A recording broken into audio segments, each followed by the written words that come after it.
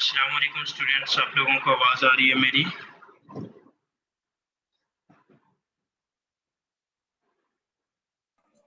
वालेकुम सलाम। जी सर। जी सर आ रही है। Okay, thank you so much. So welcome to our today's lecture about purchasing, sourcing and contract management subject.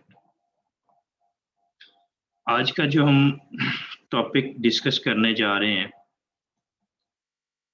that is procurement processes. Procurement processes का हम overview लेंगे कि ये procurement processes हैं क्या।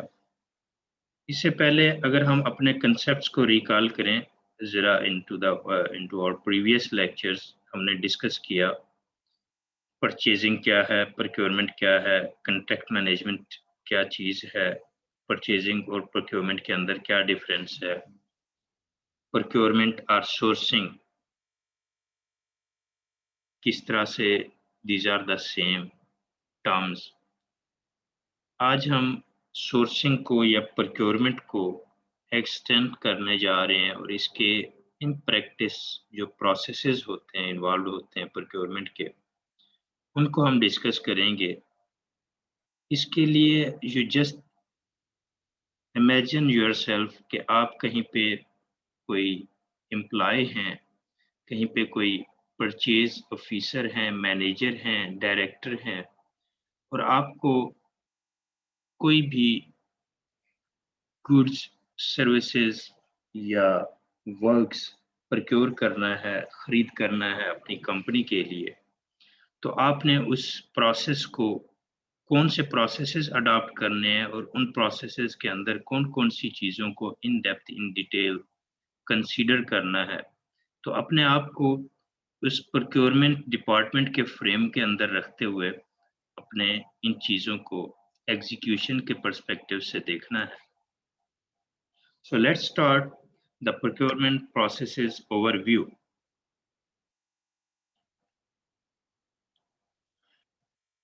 हमारे जो ऑब्जेक्टिव हैं इस लेक्चर के to learn the key steps on the procurement processes, कौन-कौन से key steps हैं और how to prepare the accurate purchase request या procurement request and how we can make it track through the sheet. And after that we will try to clarify the concepts and the compliances with the basic principles। कौन-कौन से ऐसे compliances हैं या principles हैं जिनको हमें adhere करना है किसी भी procurement process के अंदर या procurement activity के अंदर। And we will try to understand the procurement challenges and how we may reduce those challenges and risk in the procurement।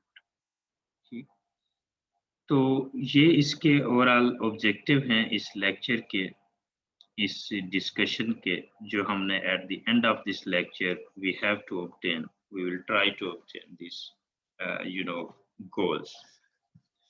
So let's start from the procurement processes. ये क्या है और क्यों जरूरी होते हैं, ठीक है। अगर हम कंप्लायंसेस की बात करें, are everywhere and everybody business है ये कंप्लायंस करना। कंप्लायंस क्या चीज है?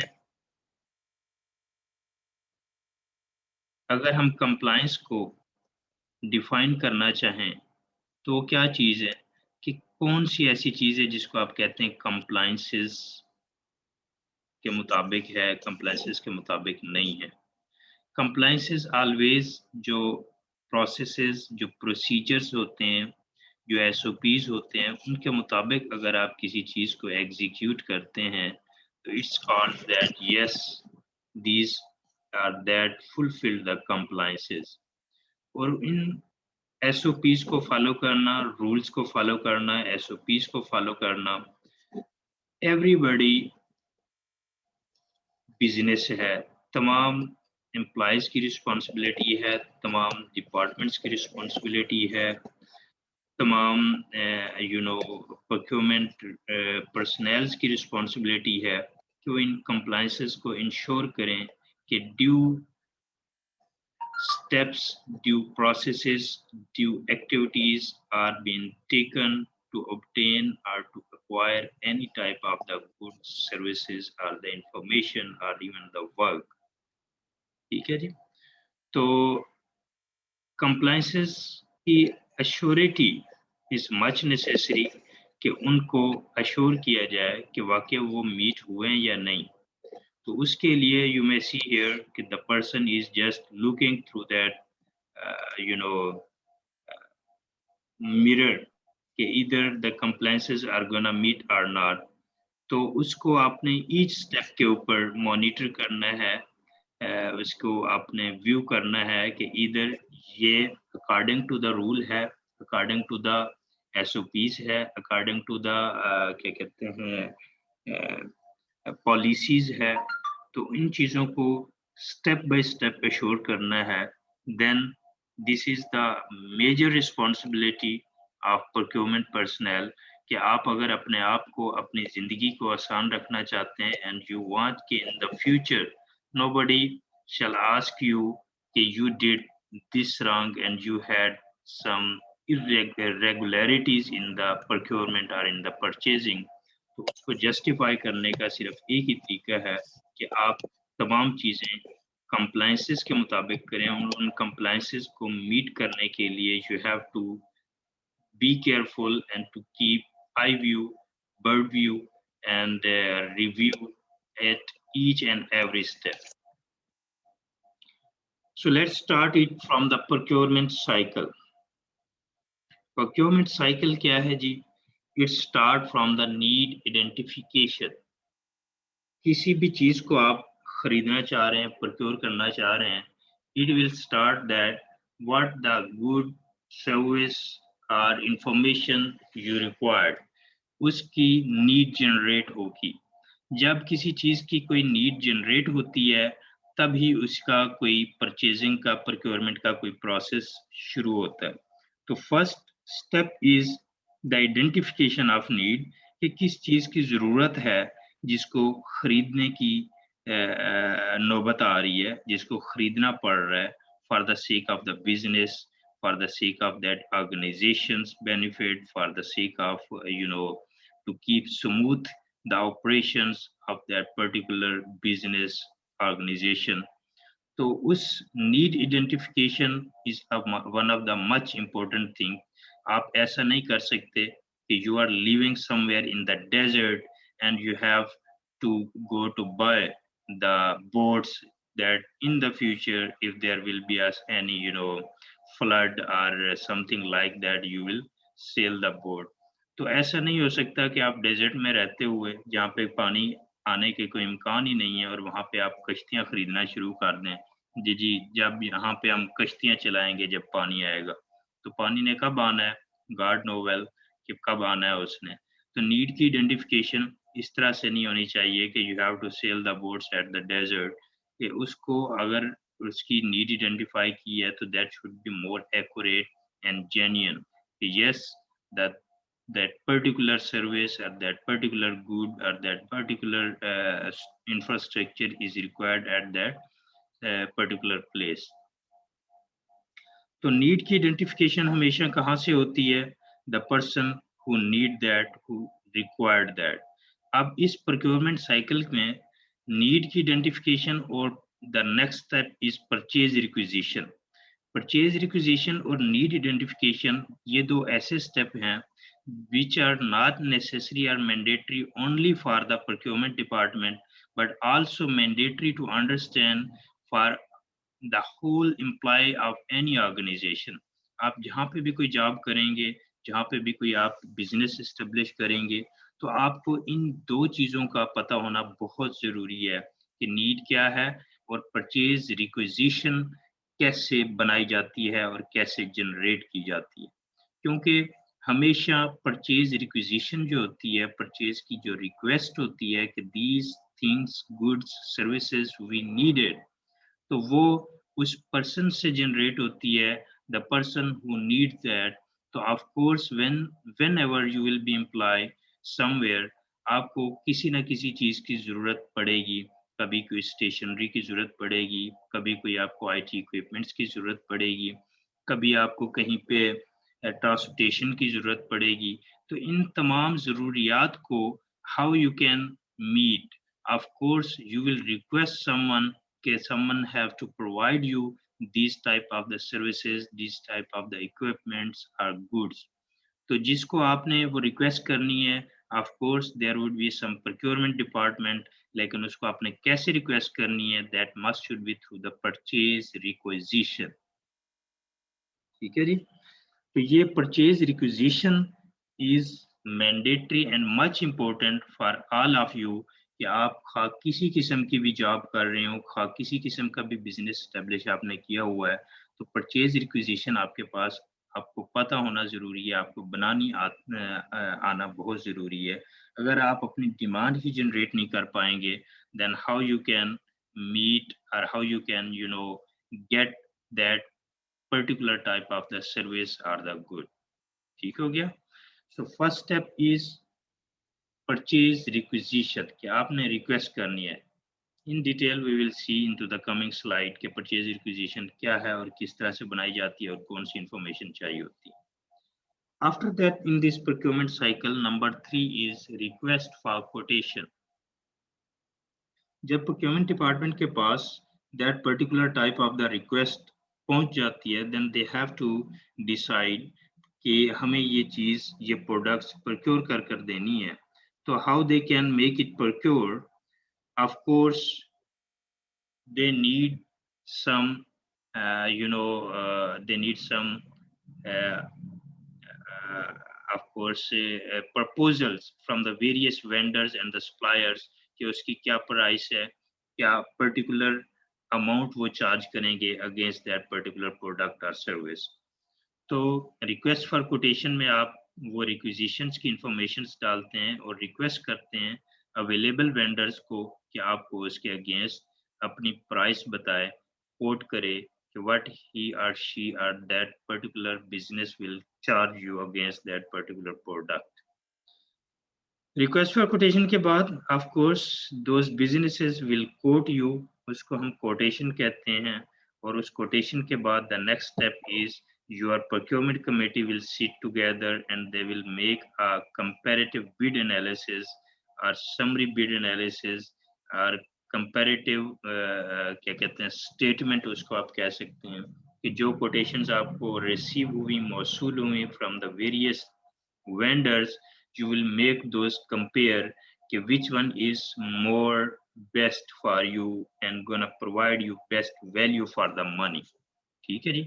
उसके अंदर सिर्फ आपने प्राइस नहीं देखनी, सिर्फ आपने क्वालिटी नहीं देखनी, you have to consider the best value for the money कि कौन सा ऐसा वेंडर है जो आपको best value for the money दे रहा है।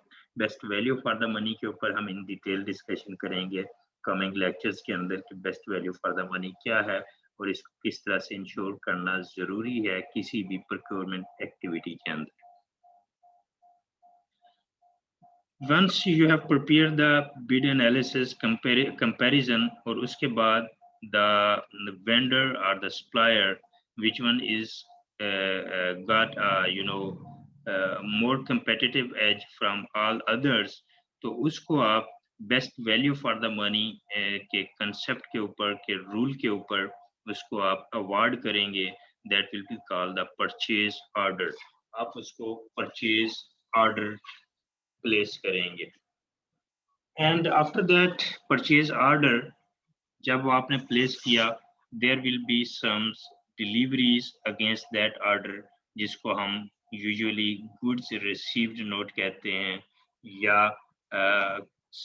सर्विसेज कंप्लीशन सर्टिफिकेट कहते हैं अगर वो सर्विसेज आपको डिलीवर हुई हैं। तो गुड्स रिसीव्ड नोट या सर्विसेज कंप्लीशन सर्टिफिकेट यहाँ पे प्रिपेयर्ड होगा and of course that will be issued from your company, from your department जिसने वो particular goods services acquire किए।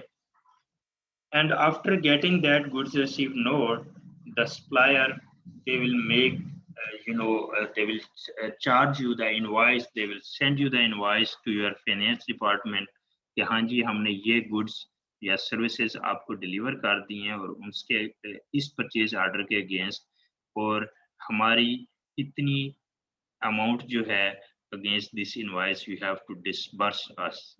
तो वो आपको फाइनेंस डिपार्टमेंट उस इनवॉइस के against they will make a you know PRF इसको हम कहते हैं, पेमेंट रिक्वेस्ट फॉर्म आप डिलीवर करेंगे प्रोक्योरमेंट डिपार्टमेंट फाइनेंस डिपार्टमेंट को and they will make you the payment. और उस पेमेंट के बाद the process is not stopped here. आपके पास जब पेमेंट पहुंचेगी या सप्लायर के पास जब पेमेंट पहुंचेगी he or she that will give you the acknowledgement कि yes they received that particular amount। और उस acknowledgement के बाद you have to still stay in the contact। ये भी अभी तक एंड नहीं हुआ प्रोसेस, क्योंकि उस पर्टिकुलर सर्विस का या गुड्स का there would be some warranty and there would be some guarantee, and after that you will utilize that product and you will get the feedback। और उस फीडबैक के बेस के ऊपर आप अगेन उसको need identification, requisition, request for quotation, quotations की तरफ लेकर जा सकते हैं। So this one is called the procurement cycle. ठीक हो गया? आई बिलीव कि आप लोगों को ये समझ आया होगा।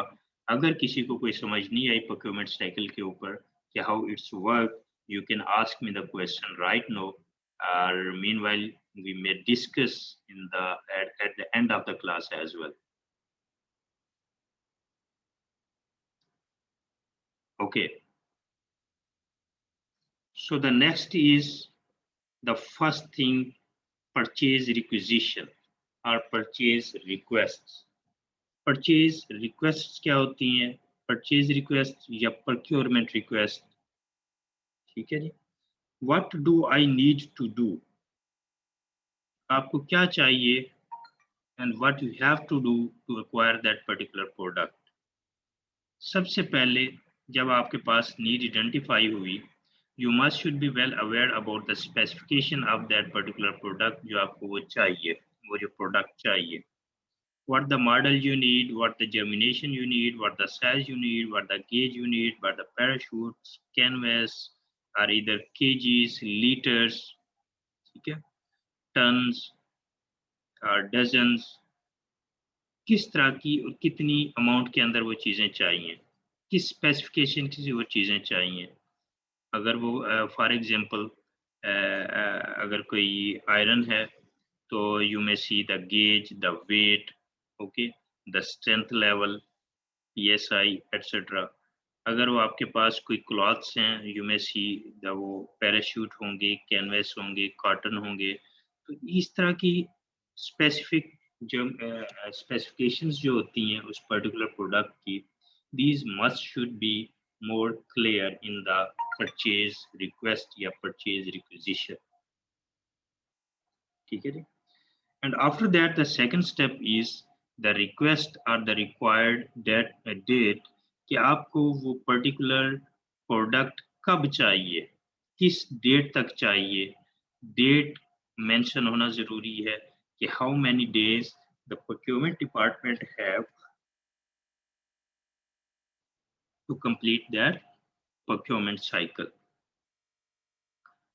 and after that there would be a quantity and the units, वो आपने लाजमी मेंशन करने हैं कि कितनी क्वांटिटी चाहिए, 1000, 2000, 500, 100, 1, 2, what the quantity is।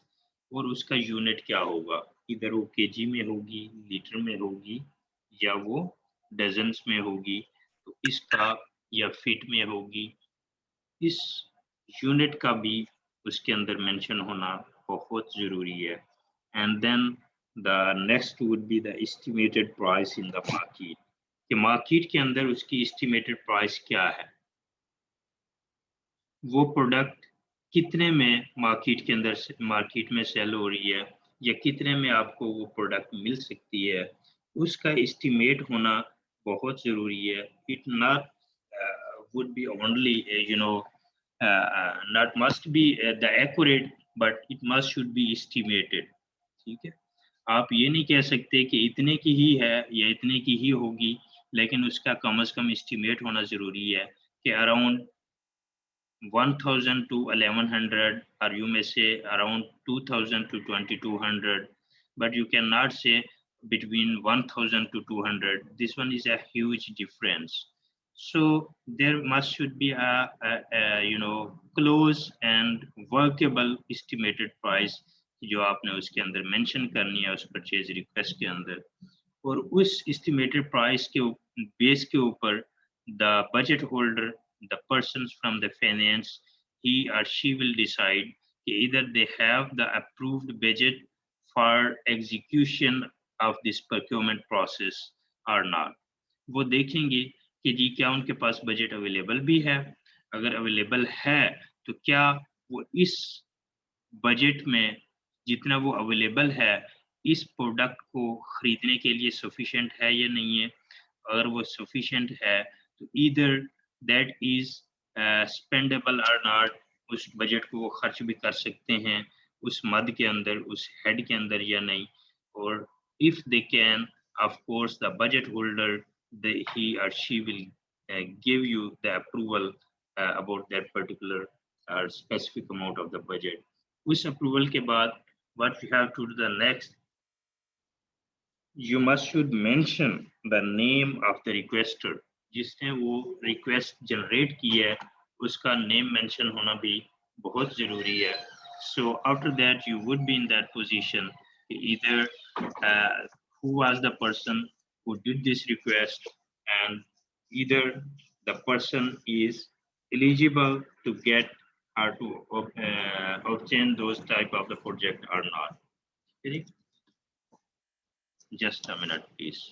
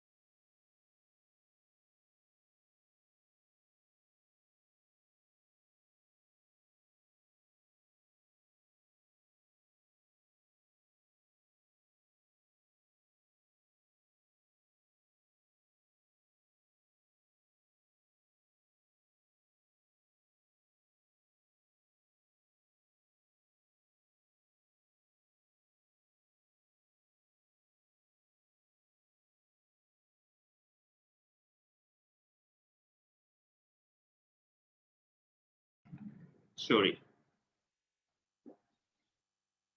So the next is the budget holders overview. तो budget holder name and signature करेगा जिसने बजट चेक किया, जिसने बजट अप्रूव किया। He will do it sign कि yes he has checked the budget and approved the budget for that particular type of products procurement. And after that you will see the procurement to look at the specs and processes.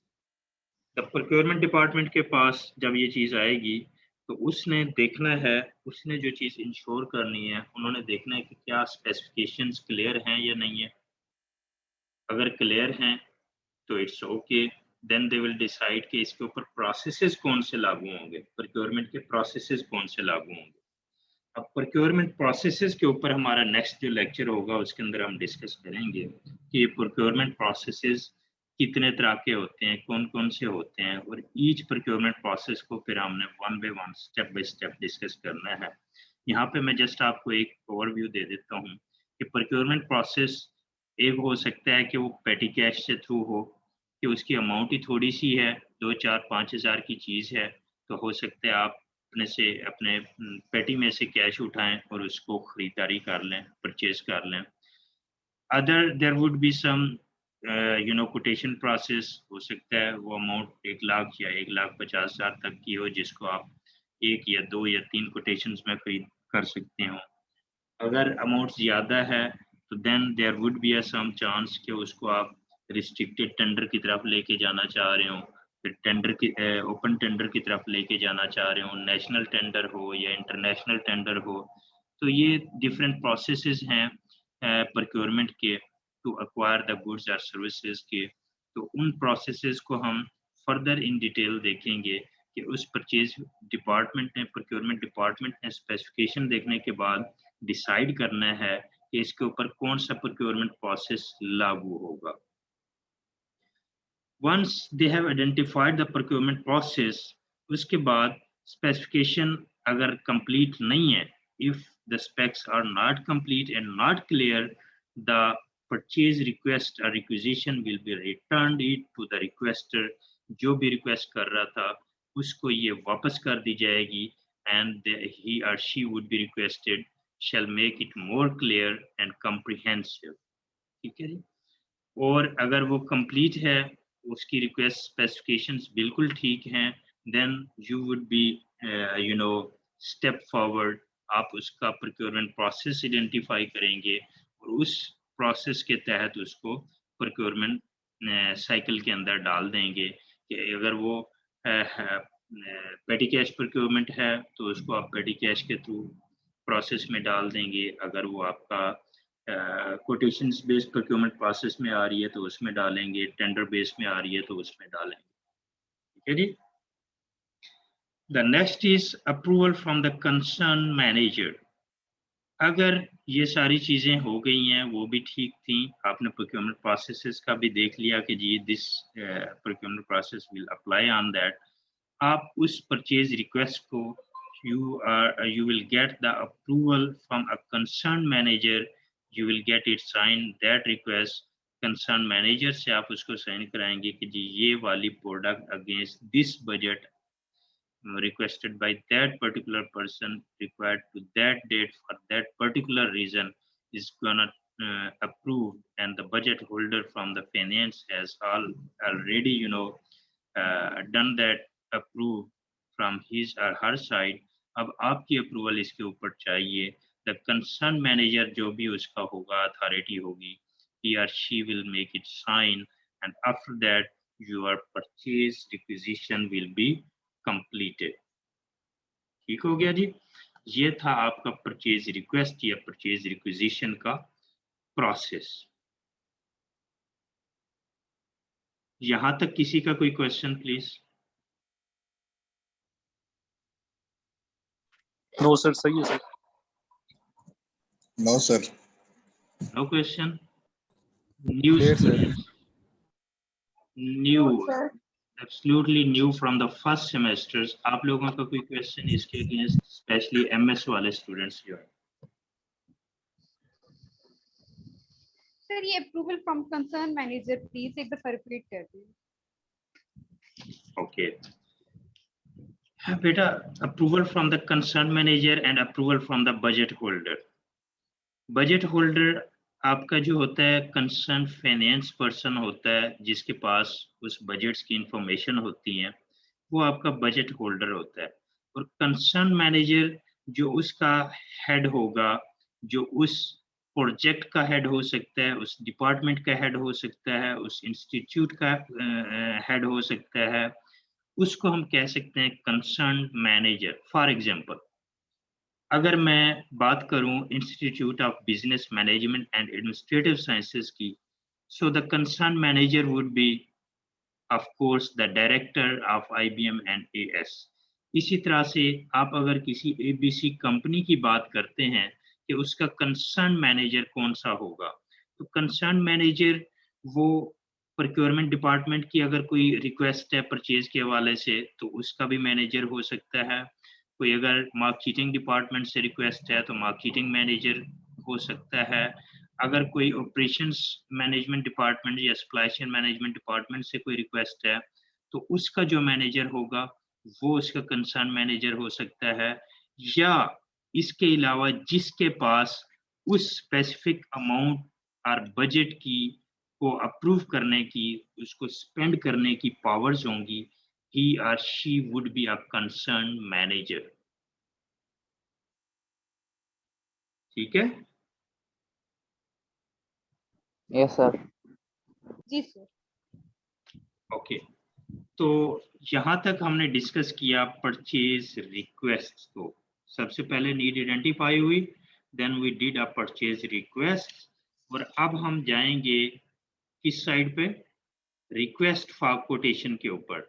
लेकिन request for quotation पे जाने से पहले if you want and if you are interested कि इसके कुछ formats या templates आप लोगों को शो किए जाएं कि ये परचेज रिक्वेस्ट किस तरह की होती हैं, दिखने में कैसी होती हैं, इनको किस तरह से फिल किया जाता है, so we can do that as well. Are you? Yes, sir. Yes, sir.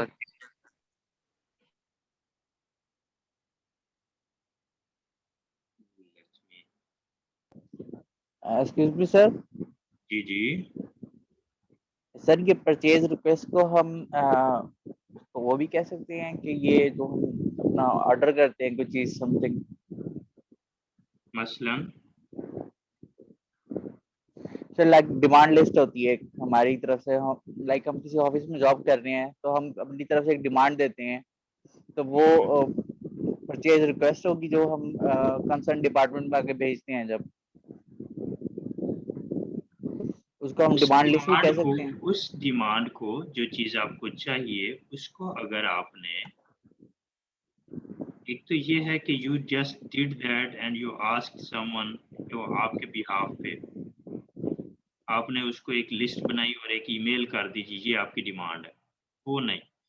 इसका परचेज रिक्विजिशन का एक अपना स्पेसिफिक फॉर्मेट होता है। यू कैन सी हियर, मैं आप लोगों को यहाँ पे दिखा रहा हूँ, इसको देख लें और उसके बाद आपका जो क्वेश्चन है आई बिलीव के एड्रेस हो जाएगा। अगर नहीं होता यू कैन आस्क मी। हमारा 1 मिनट रह गया है, after that 1 minute you may join it again.